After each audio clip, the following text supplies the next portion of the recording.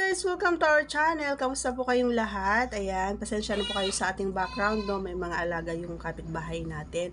Once again, if you're not yet connected to our channel, please do subscribe and click our tiny notification bell para ma-update po tayo pag meron tayong mga new upload videos. Disclaimer din, mga video ito ay para lamang po sa may bukas ng kaisipan at may malawak na pangunawa. Kung wala ka po nito, maaari na lamang po mag-skip at mamili ng mga videos na nararapat po para sa inyo. And for today's vlog ay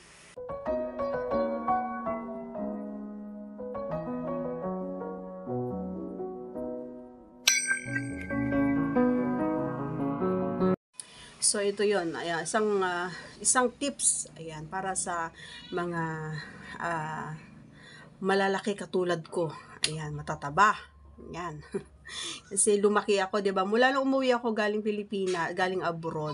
Umuwi ako dito sa Pilipinas, lumaki na tayo. So yan ang ating pag-uusapan ngayon mga idol. Ano yung magandang posisyon na maaari nyong gawin? Lalong-lalo na yung kaparehan nyo ay kasing laki ko or mas malaki pa. Okay? So, unang-una sa lahat, pinaka-importante pa rin yung tinatawag natin na our romance. Yan ang importante. Kahit ano pa yan, payat man yan, maganda man ang katawan, di ba?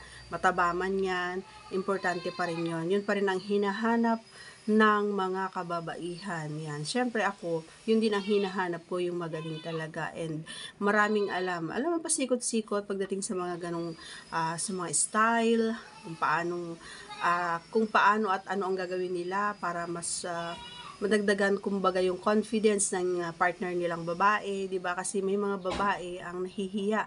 Kahit na asawa na nila, nahihiya pa silang magsabi na ito yung gusto ko, ganito ang gawin mo. Nahihiya sila. So, ikaw na mismo idol yung magsabi sa kanila na wag silang mahiya para magkaroon sila ng confidence sa kanilang sarili and hindi hindi ka na mahihirapan pati kasi sasabihin nila kung ano yung magiging posisyon na masaya siya. Okay? So, ang magiging mai-share ko naman sa inyo mga idol ay yung posisyon para sa mga katulad kong matataba. Ayan. Number one, ayaw ko tong posisyon, hindi naman sa ayaw na ayaw. Ayaw ko lang. Kasi nga, yung partner ko, di ba sabi ko sa inyo, mahaba siya. Yan. So, malaki. And for sure, hindi naman pare-parehas ng mga kalalakihan na ganun ang size. So, mostly and kadalasan talaga na posisyon na ginagawa namin for now is yung aw-aw posisyon, yung nakatalikod. Yung yun. Alam mo kung bakit yun yung gusto niya? Kasi nga, kapag nakahiga ako and siya yung nasa taas, ay nahihirapan din ako. Oo, nahihirapan din ako kasi nga and yung tiyan namin nagbabanggaan siya mga idol. So, minsan ang naririnig ko yung tiyan namin na 'di ba lalong-lalo na kapag pawis na pawis kayo, 'di ba nagbabanggaan. So, iba yung tunog. Hindi na yung hindi na si Junjun at saka si Pipay ang naririnig mo kundi yung tiyan. Ganon. Kaya nakaka-distract minsan. So, para sa akin, mas gusto ko pa yung ganon, yung aw-aw. And then, or di kaya yung ako yung nasa taas. Yung aw-aw tsaka yung nasa taas yung girl, yun yung best position para sa mga katulad kong malalaki na. Ayan.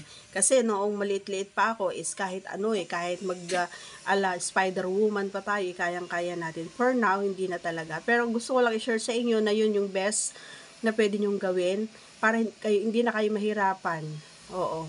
Pero kung gusto niyo naman na nahihirapan kayo, pwede naman yung mga yung mga posisyon na dati niyo nang ginagawa. Pero ibahin niyo naman para maiba naman.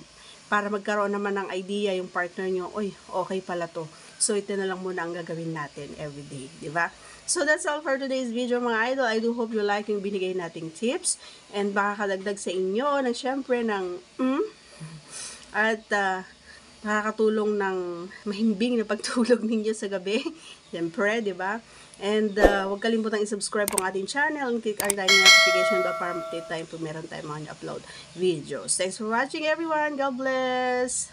Take care because I care. Bye!